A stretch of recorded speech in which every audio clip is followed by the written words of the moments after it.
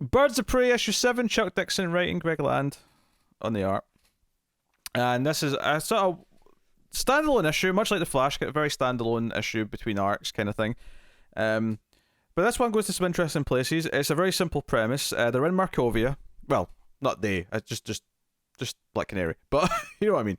The usual. Yeah, she's in Markovia, and she's escorting this war criminal, this former dictator. Sorry?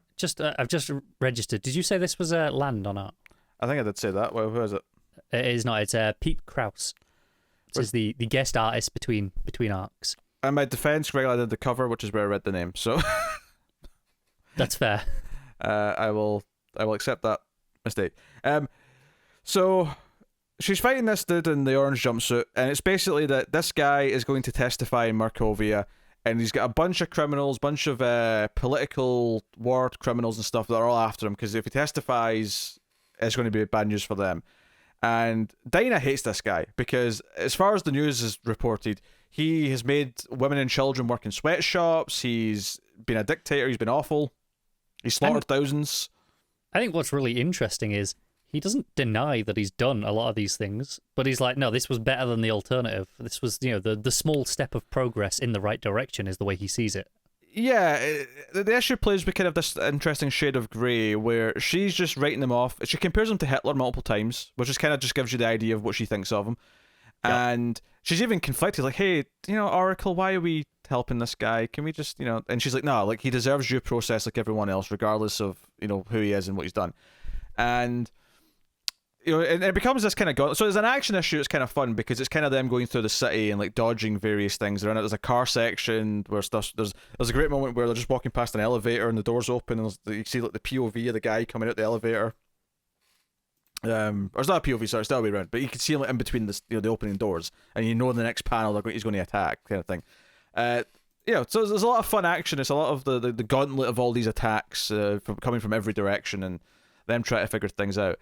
But at the end, ultimately, the point of the story is that this guy sacrifices himself to save Dinah.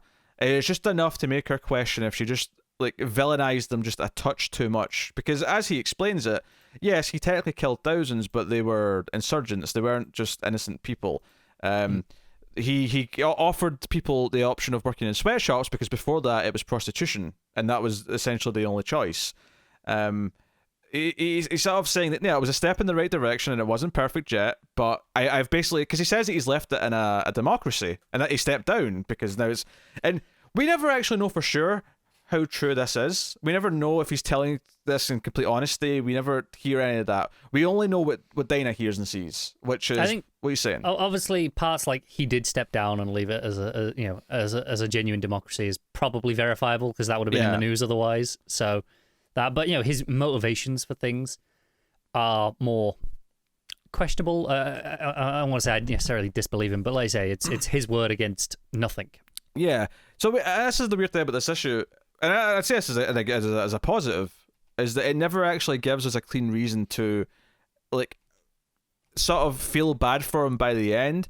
It leaves us in the same place that it leaves Dinah, where maybe there's more to him, but we'll never really know completely for sure. But the ending definitely gives you enough to doubt that he's as evil as he was supposed to be. It gets when he does such a genuinely selfless act of saving her, it kind of makes you go, well, maybe he was telling the truth with everything he said. And like I say, obviously he's not perfect. He still had them working in sweatshops, but maybe he was right that he couldn't just force it through quicker than that because there'd be a rebellion. Yeah, or alternatively, maybe he is almost as bad as what they say he is, and he's just having like a moment of redemption, like towards the end. It's possible, yeah. Yeah, there's possibilities, but clearly the issue is about Dinah being so like she's her mind is made up. She's painted this guy with a certain brush, and admittedly, I think when you have a figure like this who has been the leader of a country and has done all these atrocities that have been on the news, I think it's very hard to have any alternative opinion. You probably do think they're a complete scumbag, and I feel it would all be guilty of this. if we get to the point where we hear, oh, he's murdered thousands and he's got people working in sweatshops, and that's why this works, especially because Dinah is basically coming at this from the angle that all of us would, being, okay, this is what we see in the Western media interpretation of it, and bringing our values and ideals of what civilization is. This is what we assume how terrible he must be because of these things. Even if he's right and it is a step in the right direction for his country, it's not fast enough. It's still terrible by our standards. Yeah. So Beeb still talking to Babs, and I actually kind of thought that turned out to be Batman last issue, but I guess the person talking to her is still a separate thing from who's watching her. Because I think so, yeah. I'd always connected those in my mind before when it was a mystery. It's because they often played around the same points. Yeah. But Beeb's still talking to her and saying, hey, you should get away for a vacation. Europe's nice this time of year, and she starts laughing because, in Markovia, which I guess is in Eastern Europe. I always forget, but...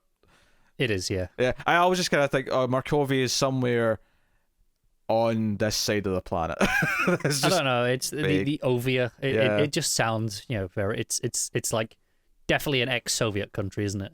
It sounds like it. Yeah. Obviously, it's fictional, so yeah. That's why it's not like a when she started laughing. It took me a second to go, oh yeah, because Markovia is Europe. All right, fair. That's why it's funny. Yeah.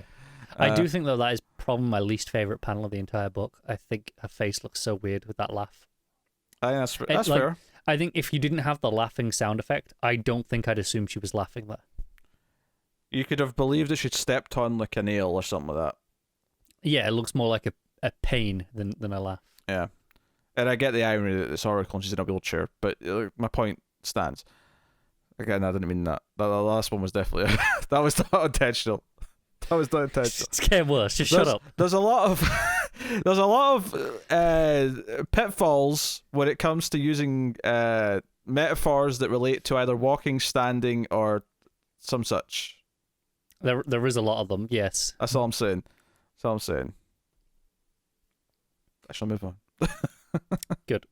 Before this gets worse. Like my father was in a wheelchair my entire childhood, right? I'm pretty easygoing when it comes to talking about wheelchairs and in a light-hearted manner. No, I get it. So yeah, I mean that's basically the issue. Some good sequences. When they're on the subway and she has to grab him and the train's like whirling past them and she's holding him against the wall. That's a good few panels, I thought, as far as action goes. Yeah, I think for the art, I think the action and the pacing is really solid, and it's quite dynamic. I think it does struggle with faces. I think especially the female faces, because I think he tends to look okay most of the time. I think Babs is the worst, but I think Dinah definitely has some moments where it's pretty rough. Yeah, it could be a strength and weaknesses thing with the artist more than anything. Yeah. Probably the other big moment is just before the ending, where some of the guys that have tried to kill him, our dictator dude manages to get a gun and he shoots one of them in the back, and Dinah yells out no, and it's a pretty dark moment. It's like, oh, he's got a gun there, what's he going to do? But he throws the gun down and says, no, I don't want to run off and not be taken. Like, I want to go and testify, or whatever the line is.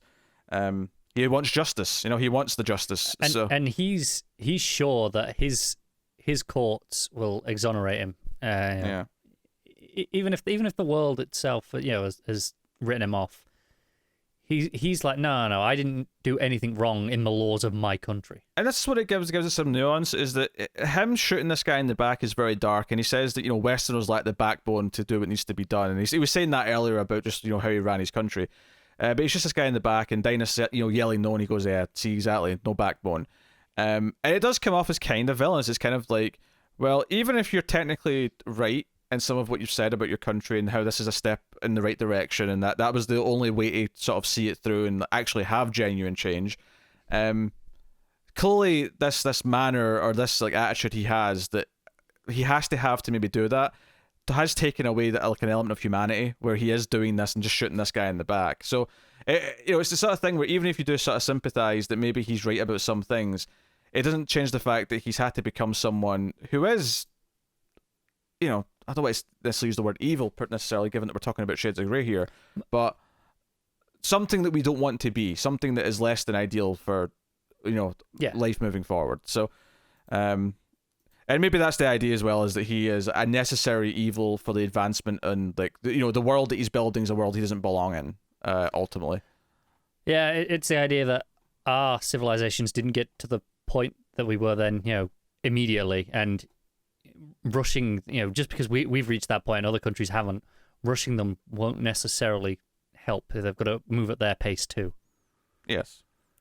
Not that, Western countries are perfect by any means. No, not that we're in an amazing place right now. Because the way you phrase it, I'm like, I don't want anyone to think that we're actually suggesting. No, I'm taking that as that is the point of view of the issue is that Western civilization good, yes. This not good enough. That's the mindset of where it's at, and holding them to our standards is the way the issue is portraying it. Arguably some countries are in worse states, but I think the phrase "not good enough" certainly applies to everywhere. I think pretty much. So a solid issue, had a solid mission statement. It made Dinah have this moment of reflection at the end where she, she's kind of shaken by this experience and doesn't know how to feel about it. And I think it's effective in creating that murkiness. So, yeah, it's real solid. What are you giving it? I did notice at the end as well, though. It says Nightwing next time. I do. I actually, from the small amount of this I've read before, I actually remember the next issue very well. Oh, that's a good sign. Well, you know what I'm like with Dick Bab's romance. That's true. It's not my favorite. It's always a solid, especially when it's done well. But it's hard not to remember the ending of the next issue, or something towards the end of the next issue. So it's very stylish. If this was a Dinah issue mainly, next issue is definitely a Babs. Not that Dinah won't be there. I'm sure Dinah will have a subplot, but she won't be the focus. Yeah, that's fair. All right, what are you giving this issue? I'm going to give it a 7. I think it's real solid. I'm happy to give it the 8. I like it quite a bit.